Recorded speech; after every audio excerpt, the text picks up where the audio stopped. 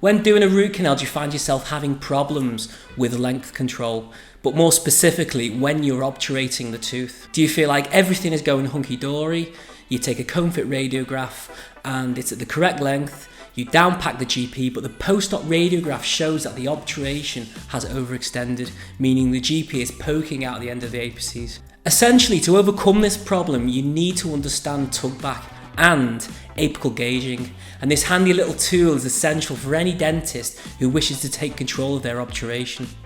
So I love a good unboxing video, let's do this. This is the Woodpecker R1 Gutta percha cutter, and it is available at toothsaver.co.uk for only £39.95.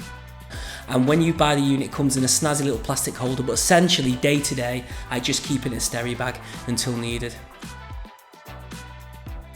The front of the instrument has a ruler and you notice a sliding blade handle. On the reverse you can clearly see the holes where you place the GP in, ready to be cut, and the diameters you can cut to ranges from 140 to 20. I suppose you would ask yourself, why would you need to cut a GP point to a size 20 or even a 25 when most match cone GP points are this size already? Well, you can buy feather point GPs that have a non-predefined diameter. For example, toothsaver.co.uk sell these types of GP points and are designed to be custom made by the user. So getting back to the gutta percha cutter, notice the sliding blade moves from one full end to the other. And the blade can be seen when you review it from the side.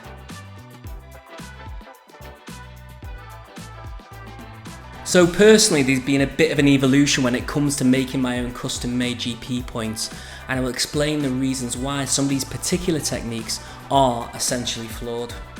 The first way I used to cut my points with is just a simple pair of scissors, but as you can see here, it's not just physically difficult to cut the GP with a pair of scissors. If you look closer at the end, its appearance is quite unfinished and the cut is actually very, very poor, and the significance of this will be explained in a few moments. The second step on my so-called evolution when trying to cut GP points is with this Diadent Gutta percha gauger. At the time I bought this, the Woodpecker Gutta cutter was not in production, and the only other instrument designed to cut GP was retailing for about £250. And so at £20, this Diadent GP gauger was a cost-effective alternative. Essentially, you place the GP point in the required hole and use either a scalpel or a pair of scissors to cut the excess. Again, looking at the close-up, the finish is quite rough, and furthermore, when you look back at the gauge, after a number of uses, it actually looks quite worn, and I wonder if this further affects the final cutting result. The third, and I hope final evolutionary step is of course this Woodpecker Gutta cutter. Its use is very simple: place the GP in the required hole and use the slider to remove the excess. And the result speaks for itself, very clean, very nice. And when you compare this to other methods, again the difference is stark. Look at the pulling at the end of the GP on the first two on the left, compared to the clean cut found with the Woodpecker instrument seen on the far right. So why does it even matter, you ask? Why do we need this clean cut right at the end of the GP? Well, this cutter actually has a few applications, but its main one is used in length control. Let me explain. So here we have a plastic block prepared with what we think is a HyFlex 1 file, which is an ISO 25 at the tip. Notice that when we place the matched GP point to the perceived working length, TUG-BACK seemingly can be felt, meaning that when the GP is placed to full working length, there is resistance that can be felt as it is pushed in and out. However, if you were to push this GP point a little bit firmer, you would find that it extends past the apex. And actually, if you look at the end of this plastic block, you can see that the end of the GP point does not bind or fit snugly right at the end. And in fact, the binding occurs further up the canal. The location of this binding is indicated by the red arrows. So it's important to make sure that when you place the GP to the working length of the tooth to be obturated, proper TUG-BACK should be felt. This is significant because when the GP point is compacted with either finger spreaders, pluggers, or with heat, there is nothing stopping this GP from being extruded past the apical constriction as shown here.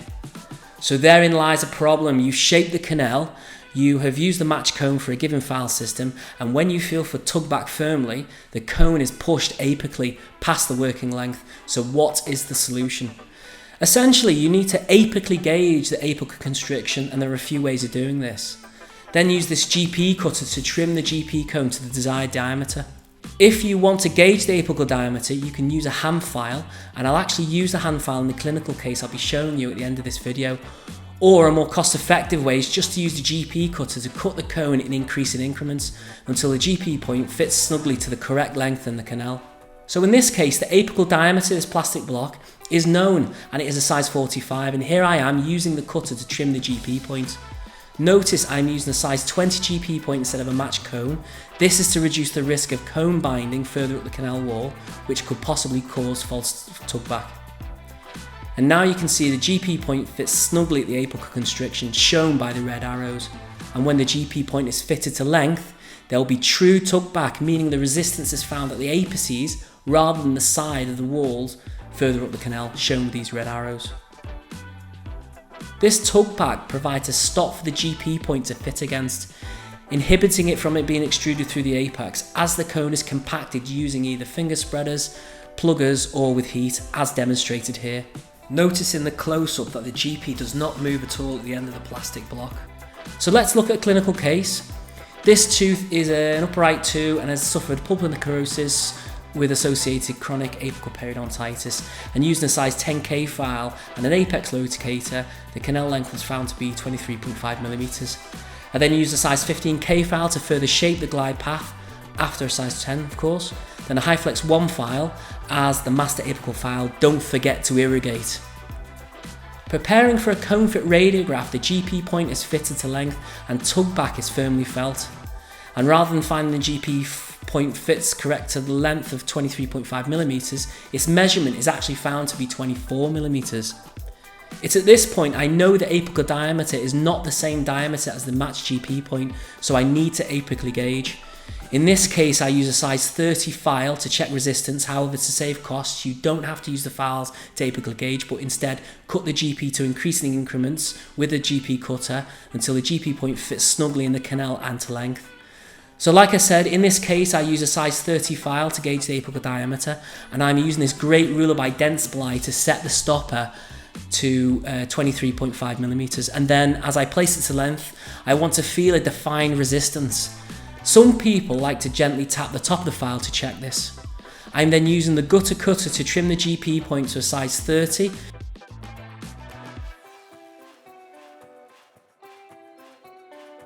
Then fitting the cone back to length, feeling for tug-back, then removing and checking the working length, and as shown here the length is confirmed at 23.5mm.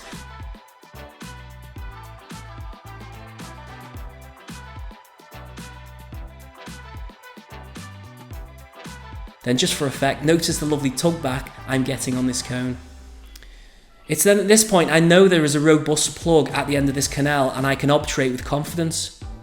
So there you have it, the Woodpecker R1 Plus Gutta Cutter. It's a great instrument and I genuinely use it all the time, and the only thing left to say is thank you for watching. And if you like this video, there are tons of content on my channel, so please like this video and subscribe so I can continue to do what I love and talk about endo. See you soon.